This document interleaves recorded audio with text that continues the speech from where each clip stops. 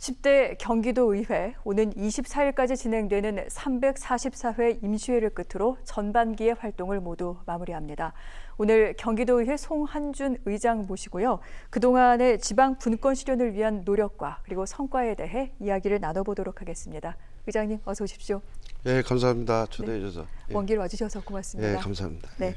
자, 10대 경기도의회가 개원할 당시 벌써 이게 2년이나 됐네요. 당시 도민이 힘을 없는 의회다운 의회를 모토로 이 도민을 섬기겠다 이런 의지를 표명하셨는데요. 이제 임기가 마무리된 시점에서 좀 소회가 남다르시지 않을까 싶습니다. 예, 많은 일들을 이제 했다라고 생각을 하는 건데 6.13 지방선거가 이제 끝났을 때 142명의 더불어민주당이 다수당이 되면서 네. 사실 이제 운동장이 한쪽으로 이제 기울어졌다는 표현들도 많이 했는데 이제 그런 부분에 있어서 도민들이 바라보기 때문에 의회다운 의회를 만들어야 되는 게 이제 기본이었고요.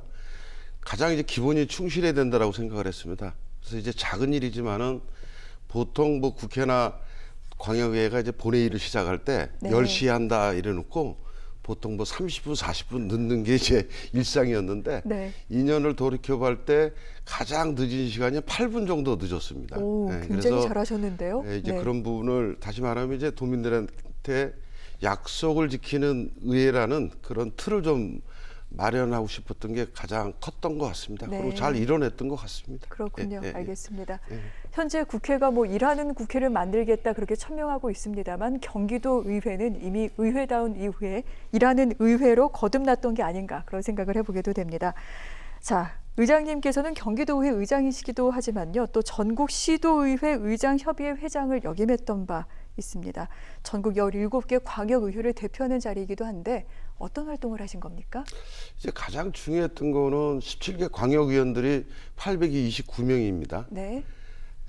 그 부분에 있어서 지방자치법 개정안에 대한 부분을 2년을 몰두를 했었고 문재인 대통령께서 이제 31년 만에 88년도에 지방자치법이 만들어지고 나서 사실 많은 국민들이 그 법이 좀 악법이 아니냐 이런 얘기들도 많았습니다. 네. 이제 그런 부분에 있어서 정부안으로 20대 국회에 지방자치법이 넘어갔었는데 결국에는 이제 통과를 못 시키고 21대로 이제 넘어갔습니다. 그래서 17개 광역의원 829명들이 17개 의장이 이제 중심이 돼서 거의 2년 동안에 이제 그 법안에 대해서 몰두를 했고 다시 이제 21대 이제 국회가 들어섰으니까 네. 좀 희망을 좀 걸어 봅니다. 그 부분에 많은 부분을 매진했는데 네. 뭐 하나하나 얘기하기는 어렵지만 역대 처음으로 800명 이상이 이제 국회에 모여서 우리의 소리를 냈고 또 우리 이야기를 또 전달한 그런 경험을 가지고 있기 때문에 21대는 좀 응징력 있게 829명이 모여서 국회에다가 이제 지방자치법에 대한 부분을 우리가 소리를 내고 함께 했으면 좋겠다는 생각이 들고 그렇게 하는 이유 중에 가장 큰 이유 중에 하나는 지방이 발전하지 않으면은 네. 중앙도 발전할 수 없습니다. 이제는 중앙과 지방이 함께 발전하는 것은 대한민국의 국민의 삶의 질을 높이는 것이기 때문에 네. 이제 중앙도 지방에 좀 일부 이양을 좀 하고 지방이 발전할 수 있는 환경의 여건을 만들어주는 가장 기본이 지방자치법이라고 저는 이제 생각하는 거라고 좀 알아보고 싶습니다. 네. 방금 말씀하셨습니다만 전국시도의회 의장협의회로 일하면서 가장 많은 공을 들인 부분 20대 국회에서 지방자치법 전부 개정안을 통과시키기 위해 노력을 했지만 근데 그 부분이 이제 통과되지 못한 부분이 너무 안타깝다 이렇게 말씀을 하셨어요. 어떤 일들이 좀 기억에 많이 남으십니까? 그러니까 이제 인사권 독립에 대한 부분은 사실은 일부 이제 인정하는 부분도 있습니다. 네. 광역의회 이제 경기도의회 같은 경우에는 142명의 의원님들이 계시고 인사권이 이제 집행부 도지사가 가지고 있기 때문에 사실 파견 근무 비슷하게 이제 일을 하는데 네. 그런 부분에 있어서 한 2년, 1년 근무하다가 다시 인사가 발령이 나면은 실질적으로 또 새로운 사람이 옵니다. 그러면 네. 전문성과 연속성이 이제 배제되기 때문에 그런 부분이 어렵기 때문에 인사권 독립은 이루어져야 되는 것이고 예.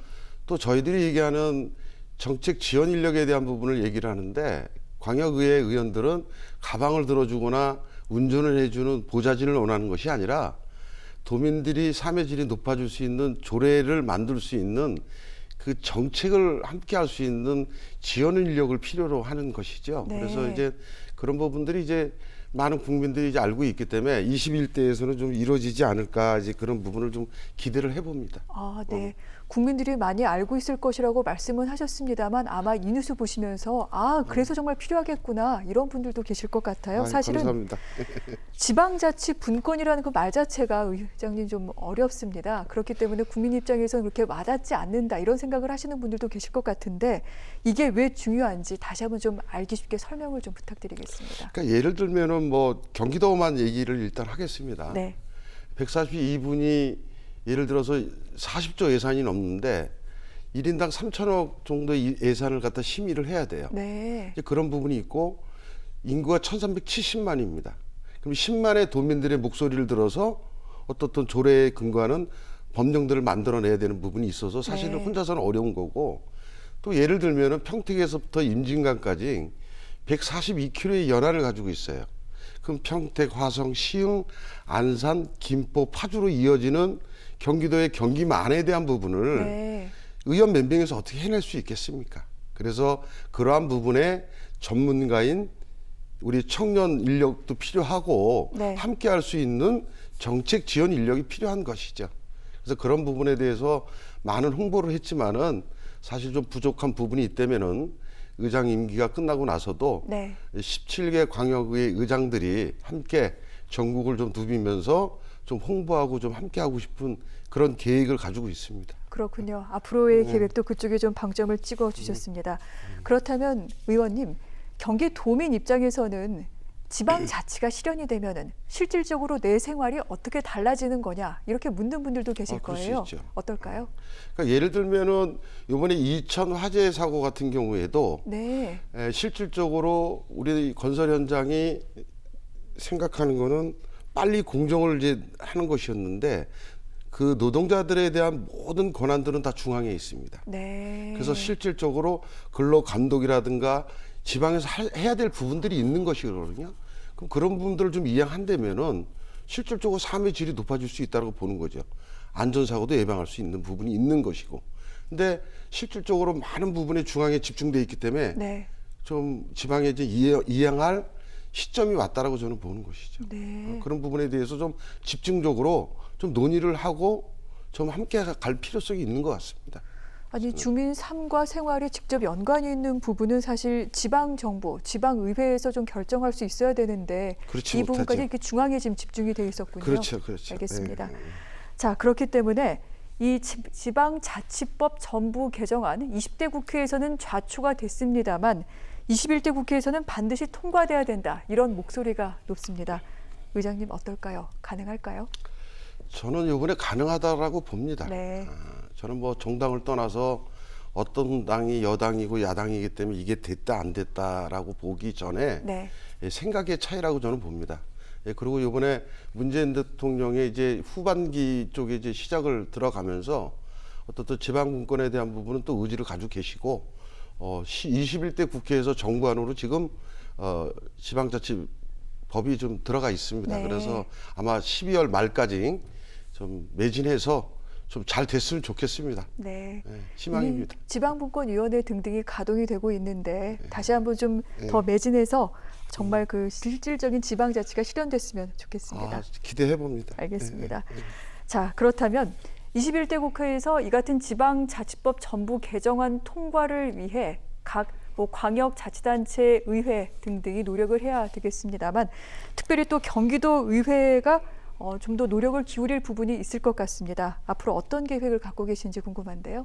일단 이제 전반기를 걸치면서 전국 협의회에서 TF팀을 만들었었고 네. 경기도 의회도 지방자치법 전부 개정안한 TF팀을 만들어서 2년 동안 같이 움직였습니다. 네. 그래서 이번에 이제 전반기 의장을 끝나고 후반기 의장 원내 구성이 되면은 저는 뭐 계속적으로 연결해서 갈 거라고 저는 예측하고요. 또 전국 의장들이 전반기를 끝내면서 전국협의회, 의장협의회 고문단으로 배속이 되면서 네. 17개 광역의장들이 아마 지속적으로 지방자치법 개정안을 위해서 함께 노력할 계획을 가지고 있습니다. 네. 네. 그 부분에 대해서도 지금 이렇게 다시 한번 좀 강조를 하시는 걸로 알겠습니다. 네, 감사합니다. 네.